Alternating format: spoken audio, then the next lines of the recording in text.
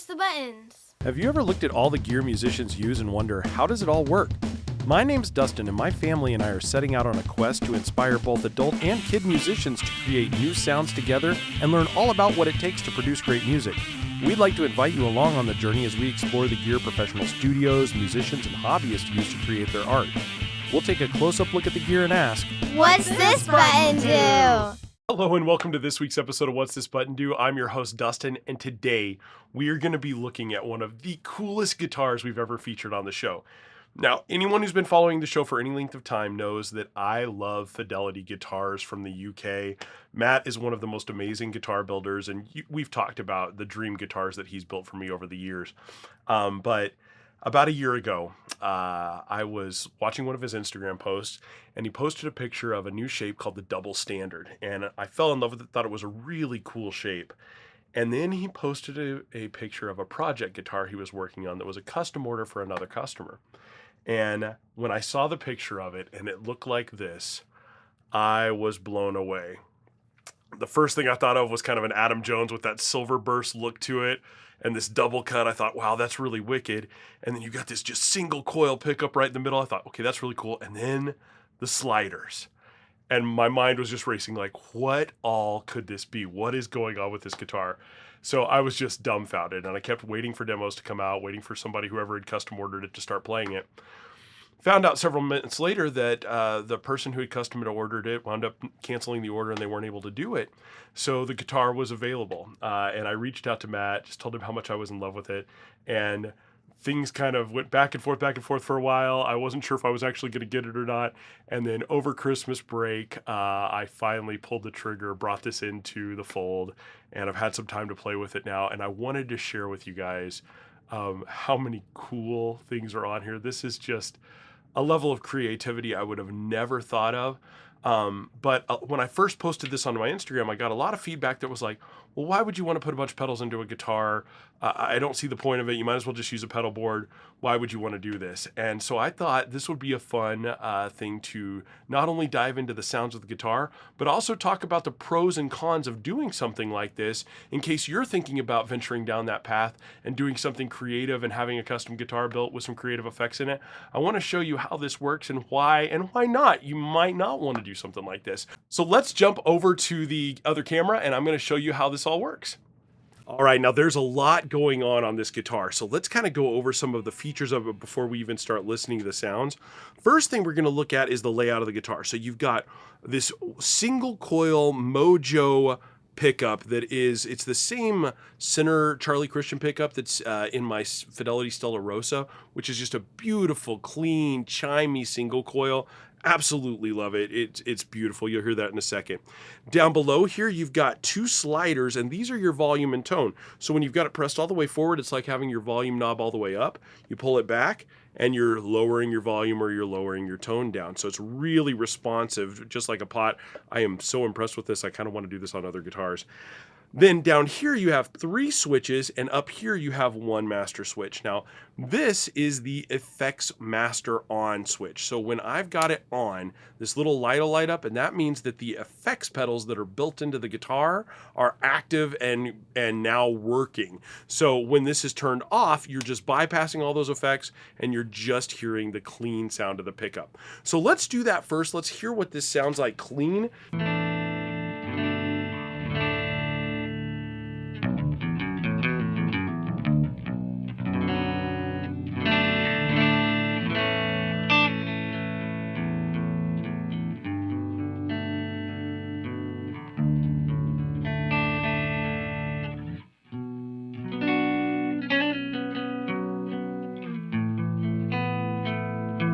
Just this beautiful, articulate, clean sound. For a Barry, it sounds amazing. But the real magic is the secret sauce built up back here. And this is where everyone thought the guitar was absolutely crazy. So if we turn on the effects system, the first thing you're going to see is this light up right here. That tells you that your effects are on. Then down here we have three switches, and these three switches control three different pedals that are built into the guitar itself.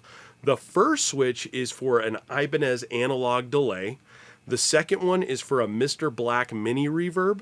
And the third is for an NRG Effects Mauler Fuzz that's been completely tweaked to be voiced to this guitar, which is, I think, the coolest thing about it. Whenever Matt teams up with NRG Effects, they always, if they install a fuzz in the pedal, he dials that fuzz in specifically for that guitar, and that it makes it a one-of-one design for that, and I think that's just absolutely beautiful.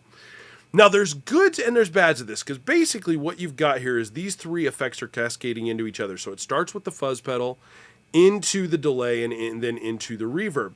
Now, your controls are laid out really unique here. So there are 3 sliders for each pedal, and you can kind of see the 3 levels. There's lower, middle, and upper level.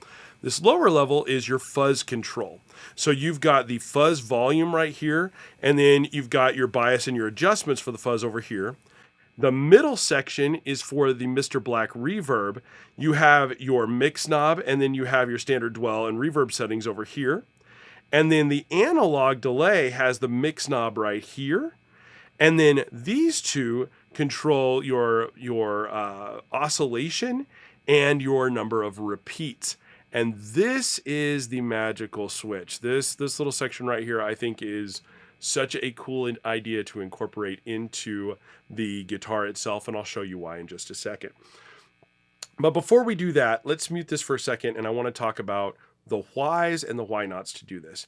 Now, the first obvious objection to this is, hey, these 3 pedals are cool, but if you want to integrate other pedals into your chain, anything that you plug into, these 3 pedals are going to be in front of it. So for instance, if I have a drive pedal on the floor and I want to use that, I really can't have the reverb on, or it's going to be going into the drive pedal and it's going to sound kind of weird, because reverb into drive sometimes does not sound good. Sometimes it can sound really cool. I've made some really fun sounds with this doing that, but effectively, most of your drives and your stuff that you would want early on in your pedal chain are not going to work well with these 2 effects that are built into there, which is why they incorporated a fuzz pedal in here too, to give you some drive and give you some extra run in there. Now, if I had my druthers, I would probably also incorporate an overdrive pedal so you could get that less fuzzy and more gritty drive to it too,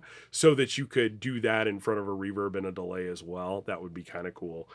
Or to have extra chords coming out of here so you could do sends and returns, but then you're going to have a ton of chords coming out of your guitar. It can be a real pain in the rear. So I like the simplicity of this guitar for that, but I do wish it had a drive. That's the only real negative that I see there, because these other effects are going to have to come before the rest of your pedal board. But if you're a pedal head, that's not that big of a deal. You're going to play with your pedals sometimes, and sometimes you're just going to use this.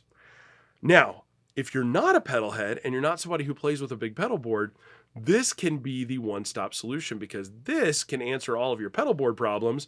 And for buskers or anybody who tours a lot, maybe you don't have the room to take a pedal board with you, or you're going to a recording session where you don't know what amplifier you're going to be playing into, you don't know what the environment's going to be like, but you don't want to lug a lot of stuff in there because you're limited on space or whatever. This gives you a whole ton of sounds that you can incorporate, and all you're showing up to the gig is one guitar. Makes it real easy, makes it easy on sound producers where you can just adjust everything from your guitar level. You're not messing with a bunch of pedals. You don't have a lot of things to go wrong in there. The other beauty of this and the genius of this is what NRG Effects has done. What they have created to solve the problem of power is, instead of having like a 9-volt battery in here, if you look at the back of the guitar, there is no battery case here. You don't power this with a 9-volt battery, because all 3 of those effects together only use about 100 milliamps of power. What NRG was able to create is this little tiny box that you can plug into a wall wart or into your pedal board if you've got a pedal board. But this draws all the power and sends it up a TRS cable into your guitar, and then you just plug into your amp through the output of this. And that allows you to draw all the power you need to power the pedal itself, and you don't have to worry about a battery dying out on you during a gig, anything going wrong.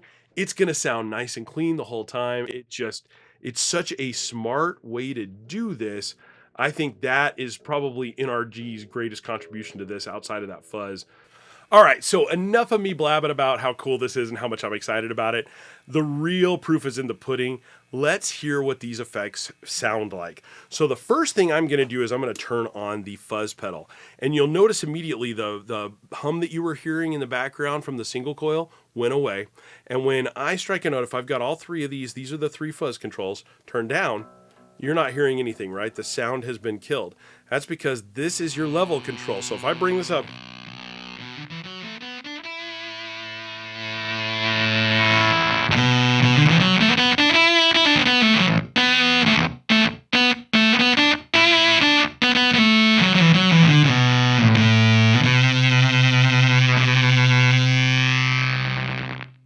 now, I love that fuzz. I think it's absolutely insane. And what I love, if I've got the volume all the way up, you notice you're still not hearing any sound. This is a gated fuzz.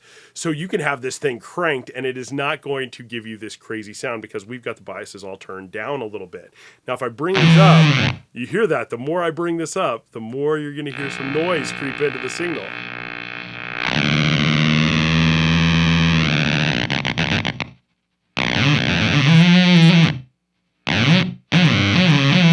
Now, that can be fun in and of itself to let you create some wild, funky noises. Like, think about Rage Against the Machine when Tom Morello is doing some wild, funky sounds. You can add in crazy things by doing that and going...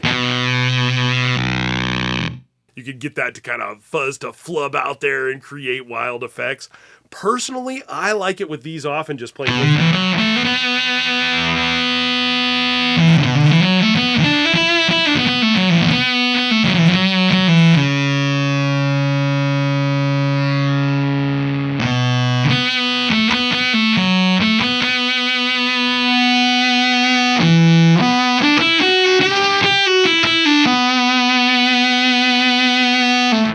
And if we do that, you can hear that kind of gets like almost a horn sound. If we take the tone back on our guitar all the way and then bring that up again, it changes that.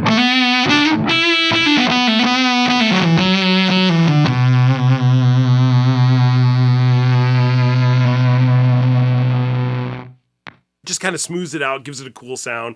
I really, really dig that. But just all in all, even without these two turned up, just the standard fuzz by itself is killer.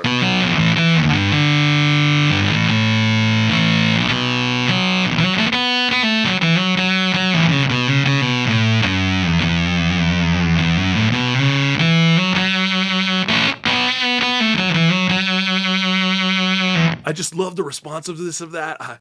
NRG Effects kills it. They just make such a cool sounding fuzz. Well, let's turn the fuzz off for a second and let's listen to the Mr. Black Reverb, because this is one of my favorite reverbs of all time already. This was a little mini reverb pedal that Mr. Black came out with a couple years ago, and I genuinely think this is one of the most beautiful sounding reverbs. I'm going to turn up the mix knob and then I'll mess with the dwell and the settings just a little bit so you can hear it. Oh, we still got our tone down. Let me turn that tone back up.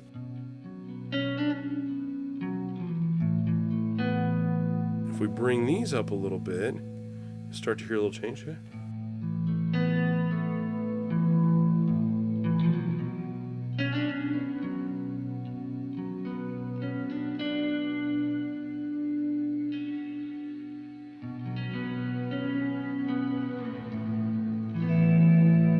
Now you can hear when I hit a chord, how it starts to kind of overload. This is where you can fade things out a little bit and bring them back in the mix. Or bring them forward in the mix and kind of cause them to fade out there in the background. This is great for the end of like passages, or maybe for a long chord that you want to sustain out a little bit. You can bring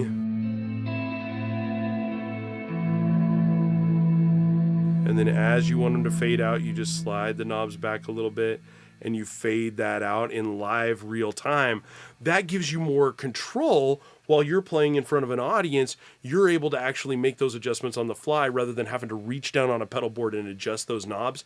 That's the really cool part about having a reverb built into your guitar itself to really give you full control over that. The other place that it's really handy is when you've got a mix knob like this. If I've got that mix maxed all the way out, and I'm going to bring all these up, and you've got that pad in the background now,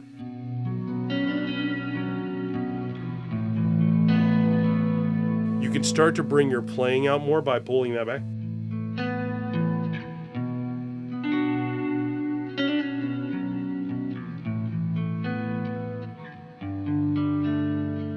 It just allows you to make those changes on the fly and to slide that back and have more tonal control.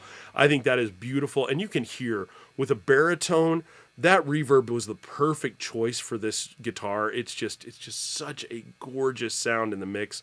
I absolutely love it. But the coolest thing and the coolest reason to do something like this on a guitar, I think, has to be the Ibanez Analog Delay. So the controls on this, again, very, very simple. You've got your mix knob here. So if I have this on, you're going to hear the delay. No, actually, I'll give myself a little delay too.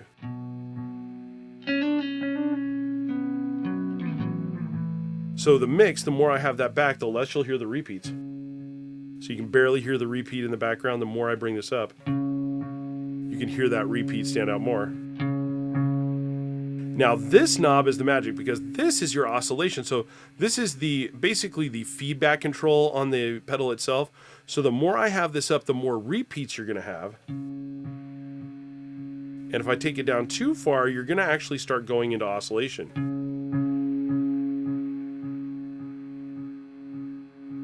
You hear how it starts to self-oscillate and keep going and keep going and keep going and keep going. So be overwhelming, right? But you can bring that back and keep it from going into self-oscillation by just sliding your slider finger back. That's pretty cool. It's not the reason I love this the most. What I love is when you get a good rhythm going. I'm gonna bring this back just a little bit.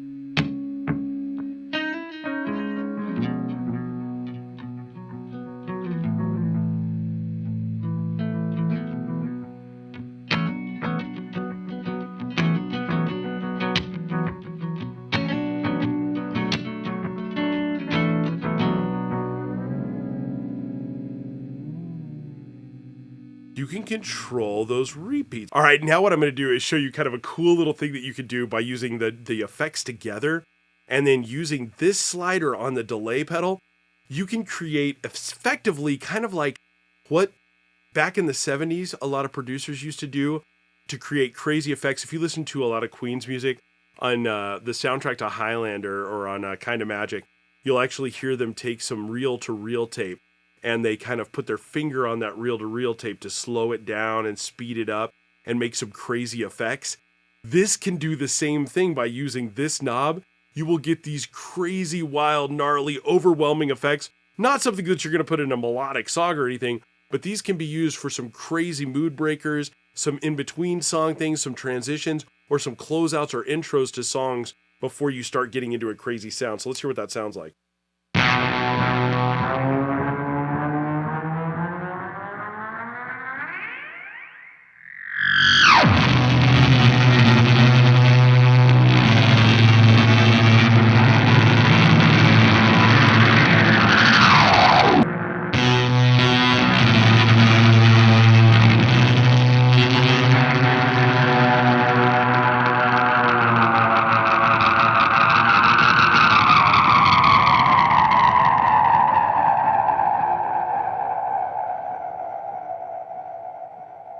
See how absolutely crazy that is, just to be able to do that and create that sound of that reel speeding up and slowing down.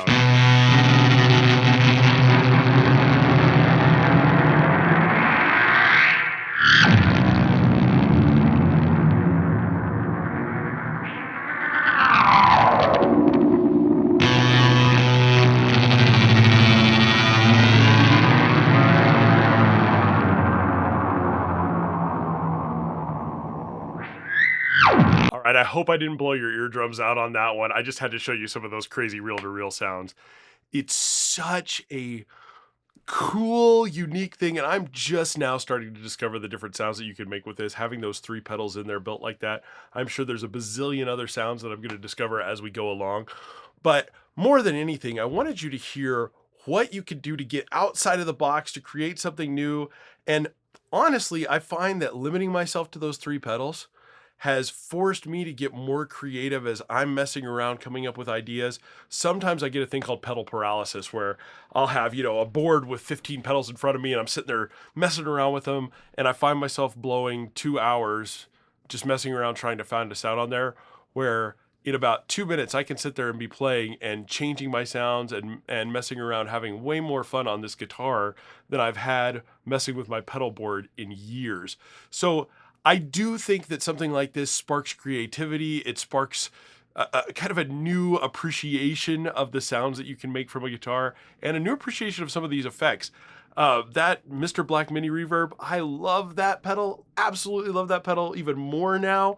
And the Ibanez Delay, I gotta say, I had kind of forgotten about Ibanez's Analog Delay. Hadn't even crossed my mind. That is a dang good sounding analog delay, just clean by itself. It's beautiful and a great sound. And NRG, you already know how I feel about their fuzz. They're just absolutely amazing. So those 3 pedals by themselves, forget that they're in the guitar. Remember, you can get those in pedal format. All 3 of those sounds are fantastic, and the prices on all 3 of those pedals are really, really inexpensive for what they do. So I'm all in when it comes to any of those 3 effects. I would say absolutely worth it. But the idea of putting them and integrating them into the guitar is just such a cool idea. And again, it's not for everybody. Like I said before, the problems you're going to run into are you're not going to be able to route those into the certain places that you want in your effects chain. You're going to get those right after the guitar clean tone. You're not going to be able to put other pedals in between them. So there are limitations to doing something like this, but I think the pros for especially the traveling musician, the busking musician, and for anybody who just wants to kind of limit that so that they can enjoy themselves and get creative and have fun with just a single instrument, far outweigh. It's such a cool idea. Matt at Fidelity and everybody involved with this project. Wow. Well done. I cannot thank you enough. I'm so glad that it's here in the studio with me. Well, that's all of our time today. As always, I want to thank my friends at Palen Music for hosting our show. It's been such a wonderful ride. We're almost at the 1-year mark and so exciting. And for our sister show, Chords and Coffee, which is the foundation of this channel, anybody who did not get to see this weekend's episode, it was Nate's 100th episode, and it's such a beautiful, wonderful episode. Please go over to Palen's YouTube channel and watch that episode. If you have not experienced Chords and Coffee yet, go over there and check it out. It's such a great show. I think you'll find a lot of inspiration in it. Nate does such a great job, and we're so proud of him for his 100th episode. So please go give him a follow there. And if you'd like, go follow me on Instagram. We'll be featuring this guitar a lot on our Instagram channel as we mess around with new songs. We're going to be using this on one of the songs that Aria and I are writing. So you'll get to hear that in action here later on this year. I'll put the link down below as well. Well, thank you all so much for coming out this week. Next week, we are going to be taking a look at this Soldano Astro 20 that's sitting right behind me and giving you some ideas of that. I might even have a special guest join us. So please come back then. We'd love to see you. Thank you so much for joining us this week, and take care. Have a wonderful week.